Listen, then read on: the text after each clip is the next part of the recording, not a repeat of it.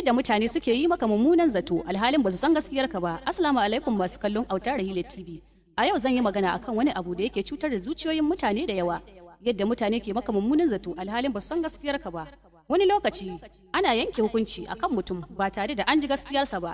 Shin me yasa hakan ke faruwa? Ku biyo ni domin mu tattauna a tare. Mutane suna yanke hukunci da sauri. A yanzu mutane ba sa bincike sosai idan suka ji labari kaɗan. Sai su yanke hukunci nan take, ba sa tambayar me ya faru na gaske, wane ne gaskiya, wane ne ƙarya. Wannan yana sa a yi wa mutane rashin adalci, jita-jita da gulma. Gulma na ɗaya daga cikin manyan abubuwa da ke lalata suna. Wani mutum zai iya faɗin abu ɗaya kawai, amma kafin a kai ƙarshe sai ya koma labari daban-daban. A ƙarshe sai mutane su fara kallon ka da mummunan zato. A zamanin social media komai yana yawo da sauri. Hotuna ko magana kaɗan da iya jawo mummunan ra'ayi da zagi. Rashin fahimta, amma ba a duba gaskiya. Hassada da rashin fahimta. Wasu lokuta ba wai rashin sani bane kawai. Hassada da kishi na iya sa mutane su bata maka suna. A fassara abu da mugunta a kanka, a yada mummunan labari. Duk da ba su san gaskiya ba, hakan na iya cutar da mutum idan ana maka mummunan zato. Zuciya na iya jin ciwo, mutum na iya rasa amincewa da mutane. Yana iya shiga damuwa, kuma suna yana iya lalacewa.